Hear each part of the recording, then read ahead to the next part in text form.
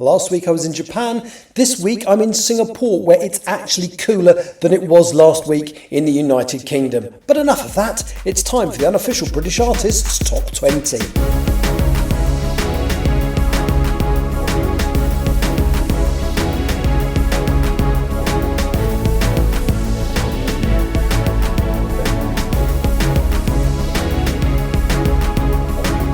Hello, welcome to the show.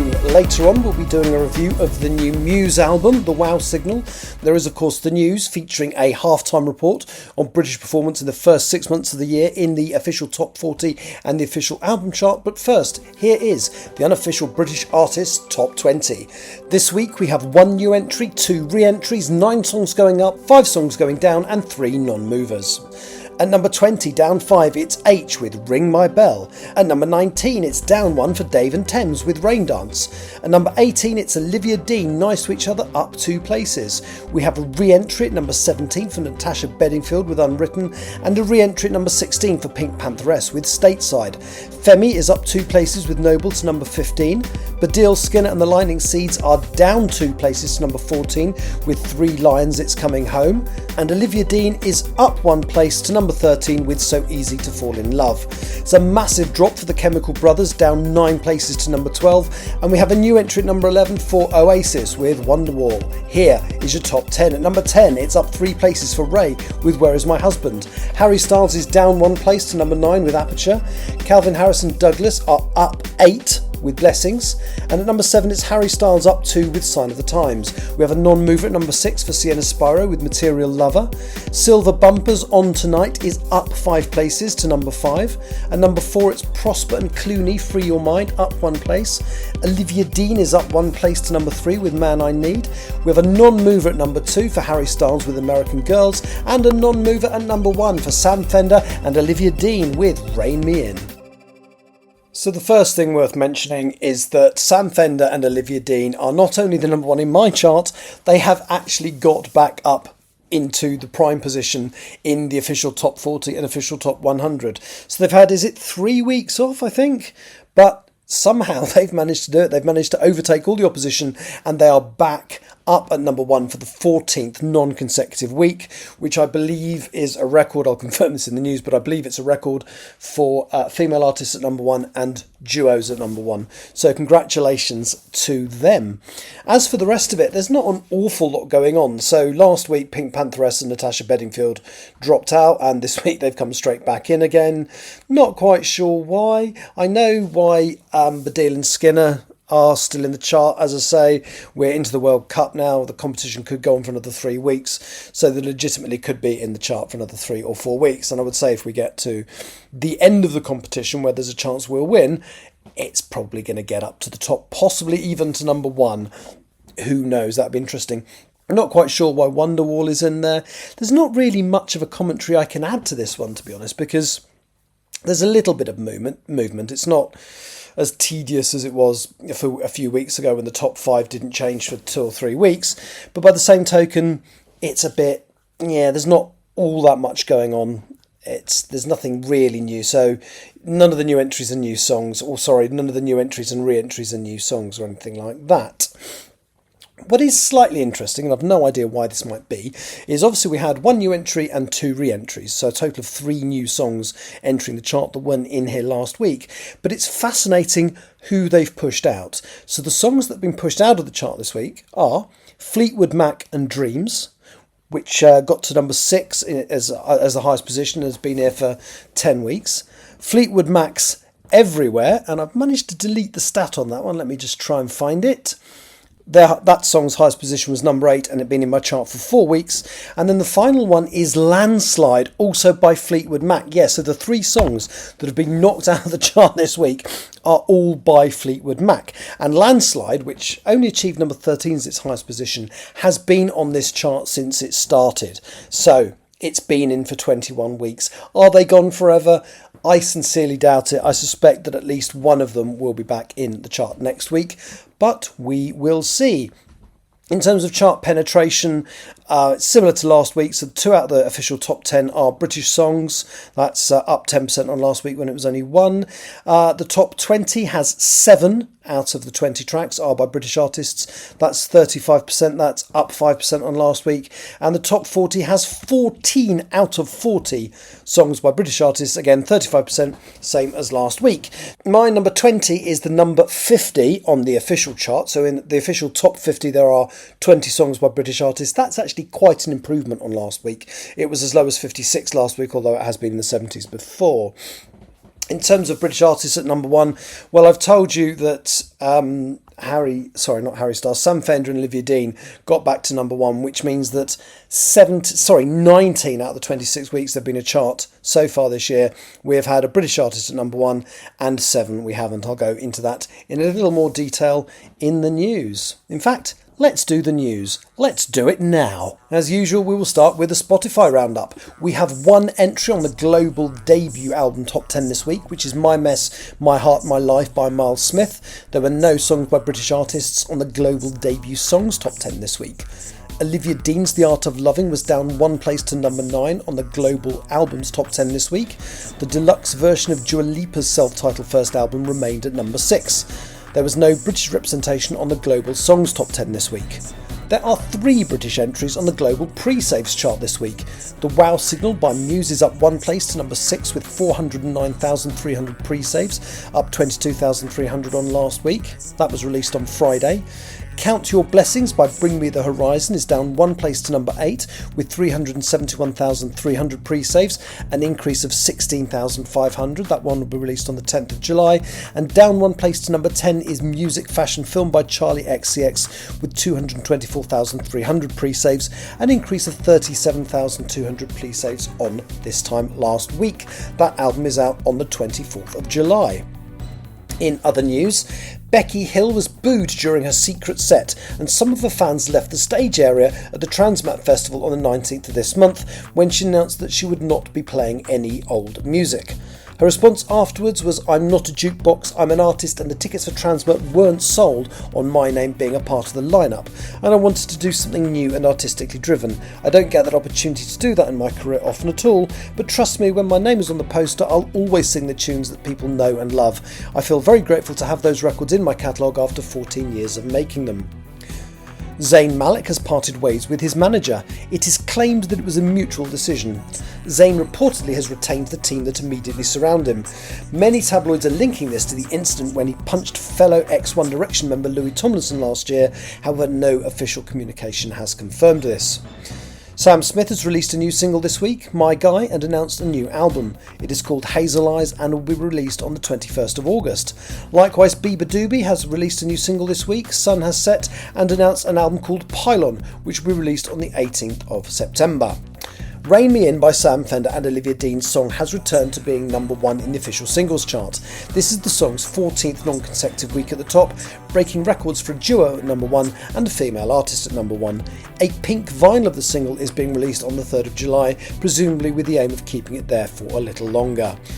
It's the half-time report for the official charts in 2026. There have been 26 album and singles charts so far this year, with 26 to go. In the singles charts, British artists have been at number 1 for 19 of those 26 weeks. 14 of them have been Sam Fender and Olivia Dean with Rain Me In. We've also had number 1 singles from Ray, Dave and Thames for 2 weeks, and Harry Styles has had 2 separate songs at number 1 for a week each. There have only been international artists at number 1 for 7 weeks. Joe for 2 weeks, Taylor Swift for 3 with 2 songs, as well as Ariana Grande and Olivia Rodrigo for 1 week each.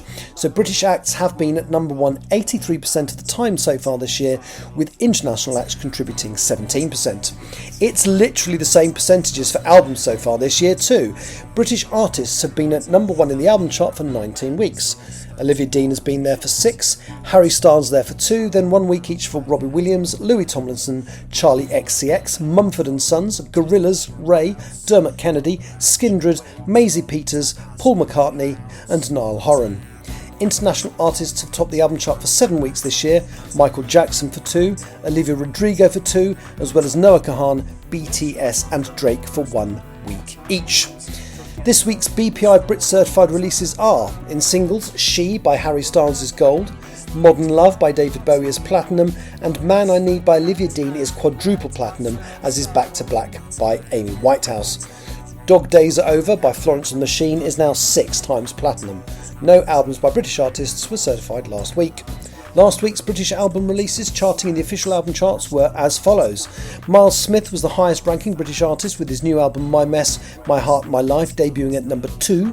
Placebo entered at number 14 with Recreated. When Rivers Meet arrived at 20 with Rhythm, Rust and Static. M. Huncho's The Wizard debuted at 53.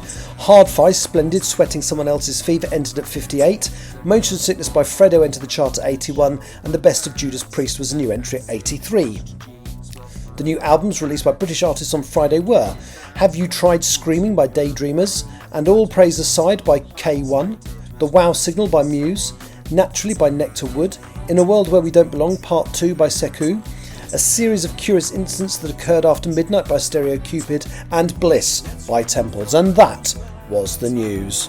Right, album review time, and this week I have gone for Muse, The Wow Signal.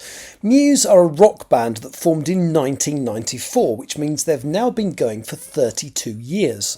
The 4 members created the band in Teignmouth in Devon, and they released their first album in 1999. It was a reasonable success and achieved number 29 in the official album chart. 5 singles were released from the album, all of which entered the official top 100 and the latter 3 in the top 40.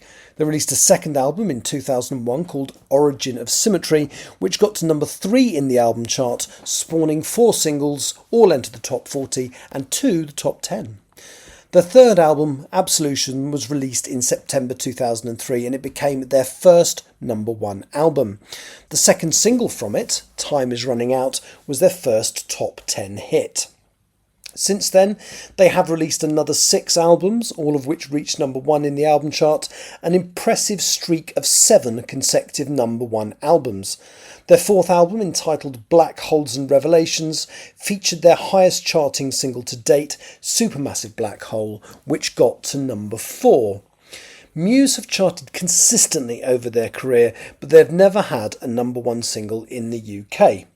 Their 10th album, The Wow Signal, was released on Friday. They will be hoping for an 8th consecutive number 1, which is definitely within their reach. The album made it into the Spotify Global Pre-Saves chart with over 400,000 pre-saves, which usually leads to a number 1 album, but of course, time will tell. The album consists of 10 songs and has a total running time of 45 minutes. In a world where many songs now come in at a length of between 2 and 3 minutes, an album with an average song length of 4.5 is actually very welcome. The album opens with a kind of scream and an electronic bass quickly cuts in.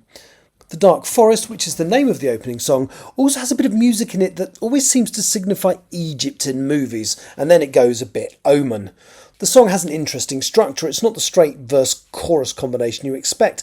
There's a kind of Bohemian Rhapsody feel to it, but without the camp. It's rock mixed with electronic dance music with some orchestra and bits of movie soundtrack thrown in.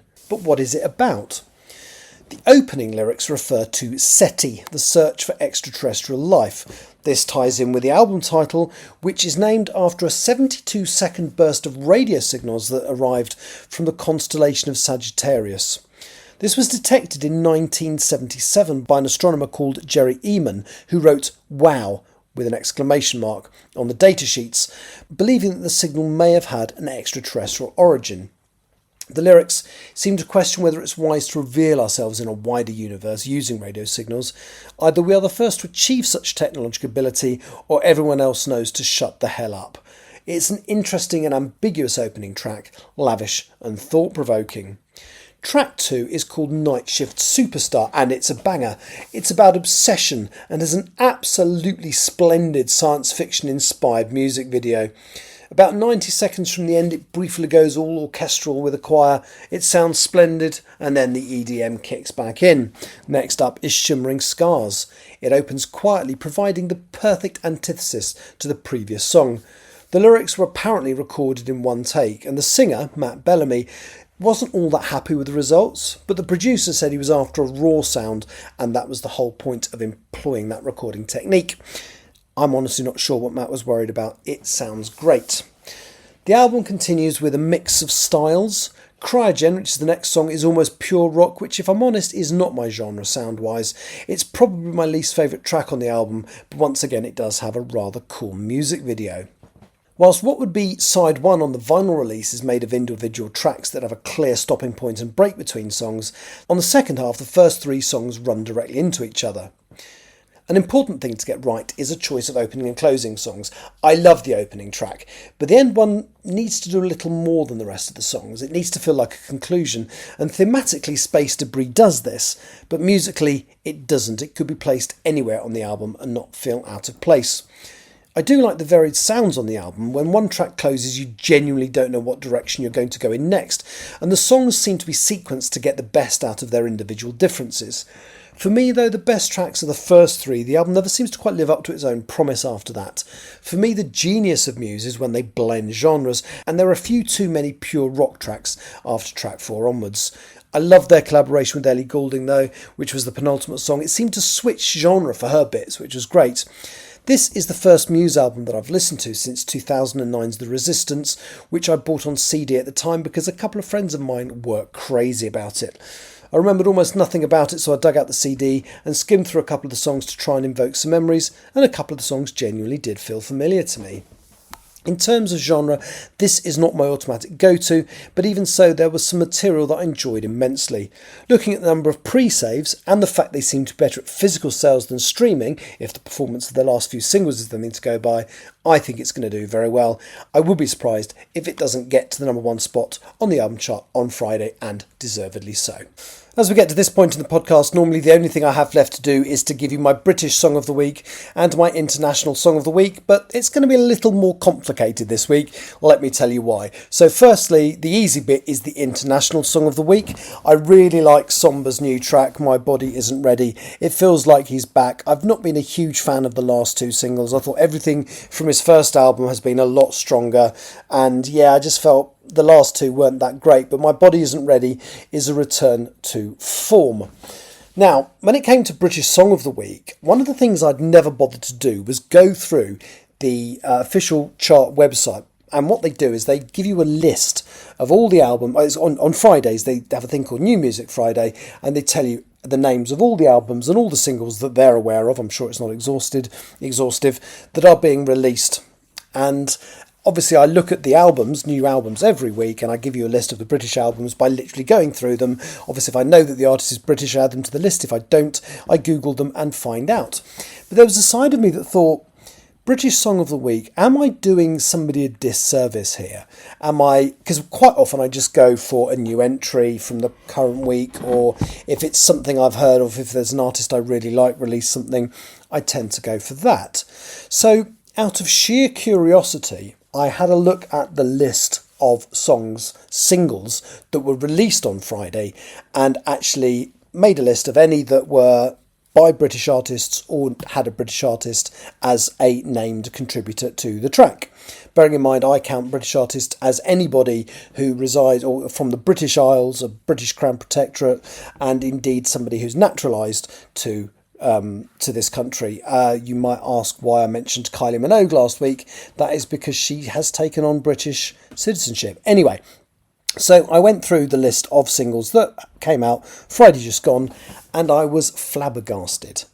There wasn't 2 or 3, there wasn't 10, there were 42 new songs by British artists released. 42. And as well as being a favourite number of mine, Douglas Adams and Hitchhiker's Guide fans will know why, it was a staggering number. Now, I don't always have time to listen to that many songs, but because I wasn't working Thursday and Friday, and the list, although it's called New Music Friday, often comes out on the Thursday, I did actually do a playlist of all 42 of these songs.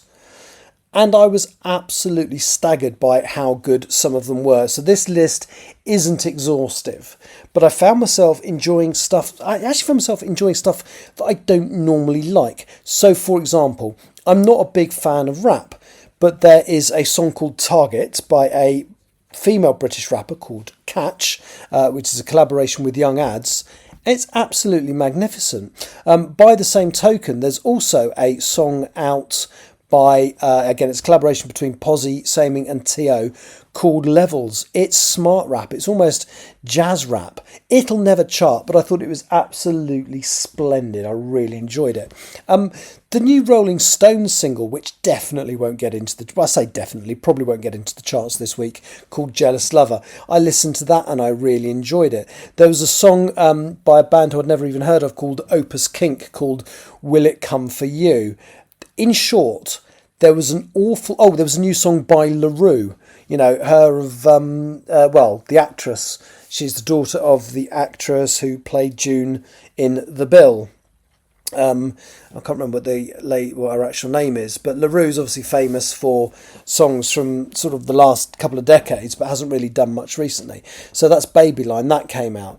A new song from Kasabian called Superpowers, which I really liked. The new John Newman song, Throw Me a Line. There's even like a football song in there by Regent called The Best of Things.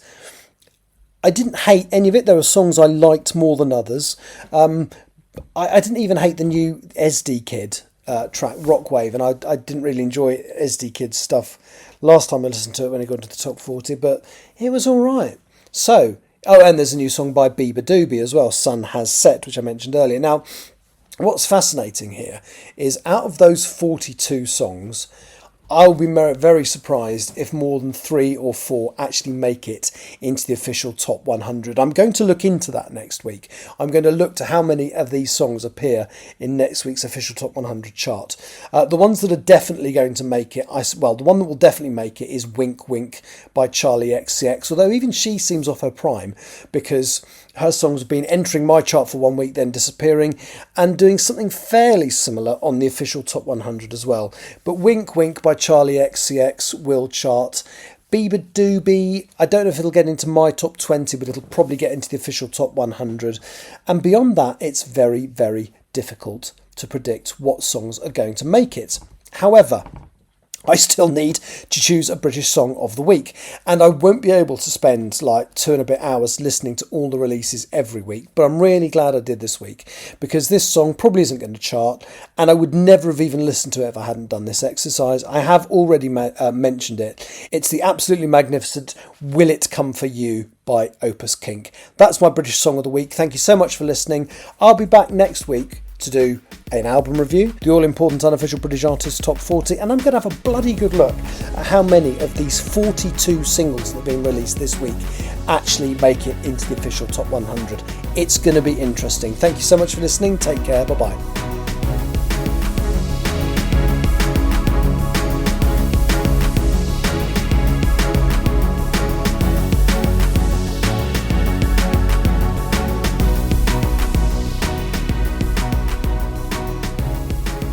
If you are interested in knowing a little more about the Unofficial British Artists Top 20, there is a playlist available on Spotify. The link to that is in the show notes for this episode. And there is also a link to a playlist of the 42 British tracks that I mentioned that were released as singles this week.